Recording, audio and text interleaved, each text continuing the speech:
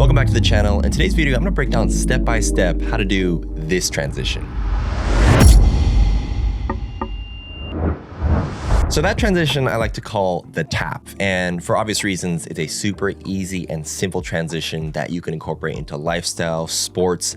I've seen, actually over the summer, Real Madrid used it to unveil Kylian Mbappe's transfer to them.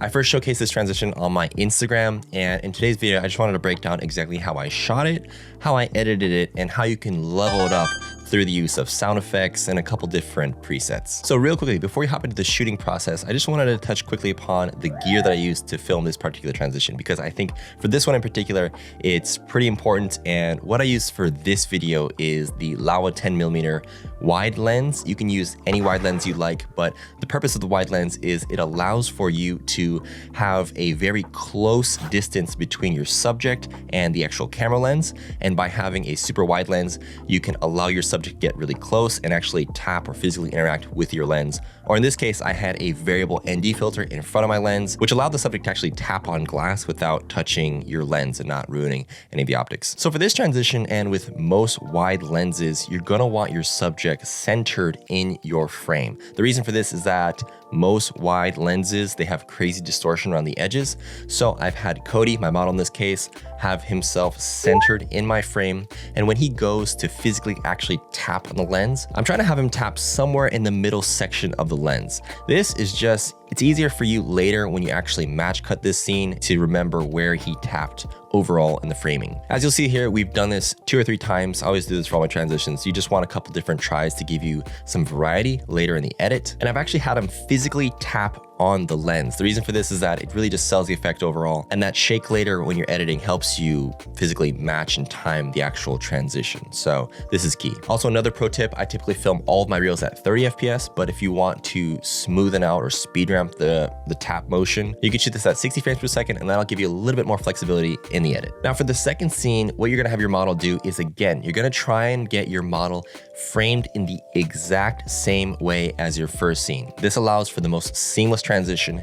And another reason why I like to try and keep them as centered as possible, when you try and switch between locations, it's easier to remember where your subject was. Sometimes I like to take a picture of my screen, or a screenshot if you have that option, to then go ahead and match it up later. But if you're just eyeballing it, try to keep them central.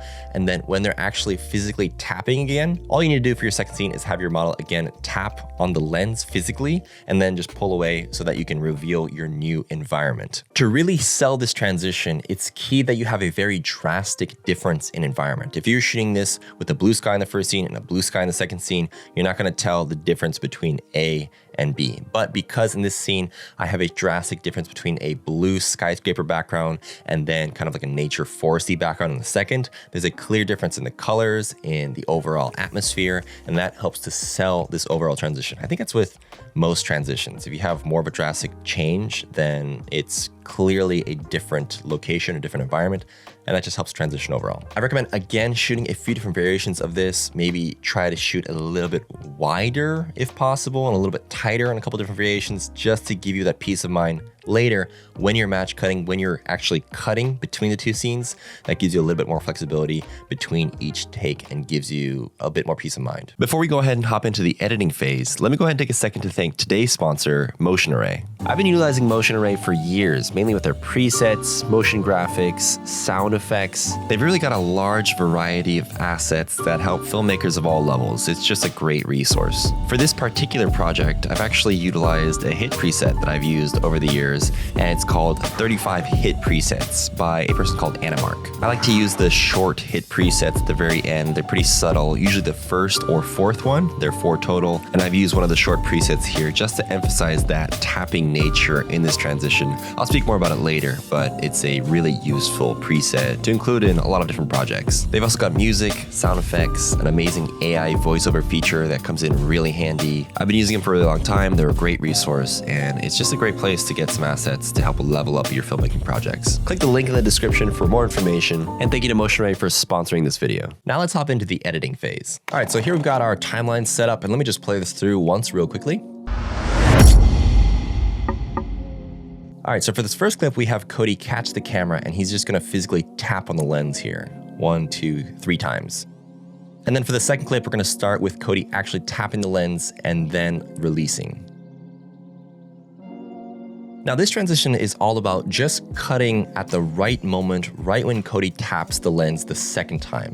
And as you can see here, right as he taps, I've cut to the second scene. So it's once and twice I've cut to the second scene. As you can see between the two cuts, they're not even perfect. You can tell that his hand is slightly off, but for the most part, his head is centered, and you can see he taps the very center of the screen here. Now, the first thing I've gone ahead and done to really spice up this transition is I've actually gone ahead and added a couple hit presets. These two presets are from Motion Ray, and they basically just add a bit of motion between each of the taps to really accentuate the tapping movement. And as you can see here, as he taps, the camera shakes and there's a bit of blur. You could do this manually. You could totally just keyframe a Gaussian blur and also maybe some transform movement. But these hit presets really help sell that transition. Already, compared to, if you compare this to before and after, already that's a world of a difference, and it's really helping to sell that effect. The second part of this transition, and arguably one of the most important, is sound design. And what I've gone ahead and done is added a couple different sound effects that'll really help accentuate and level up this transition. And it's something I do really often. The first thing that I've done is I've actually gone ahead on each tapping moment, I've added a window tapping glass sound effect. And I've actually just duplicated it. It's the same sound effect, and I've just had it done twice. And I've just timed it right as he taps. It initiates, and then there's the same tapping sound on that second one. The other sound effect I've added is this high pitch tone, this F tone that I've added here. It just starts right at that first tap, and you can hear it. And I've just done an exponential fade so you don't hear it for too long. But these sort of ringing sounds are oftentimes another layer. You want to layer sounds to help elevate your transitions.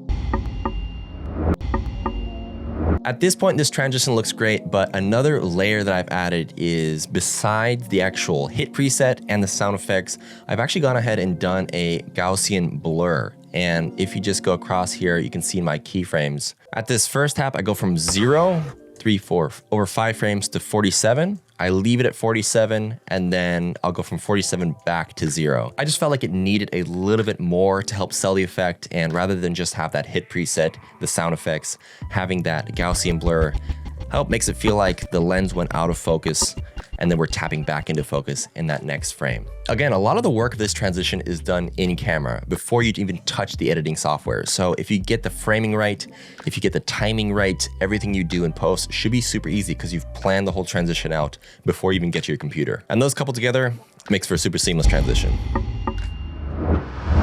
And that's it. It's a super easy way to add a fun transition into your content, a way to add a little bit of interactivity between your model and the lens. Again, some key tips: just have some sort of filter or glass in between your lens and the actual tapping so that you can physically tap on a glass surface. Try to have your environment change pretty drastically between each cut, and then also in post, you can add those hit presets, a little bit of sound design to really take this to the next level. If you're interested in supporting the channel, feel free to check out my store. I recently released a new LUT pack, as well as a bunch of other cool assets. Check those out in the description below. As always, thanks for watching till the very end, and I'll see you guys in the next one.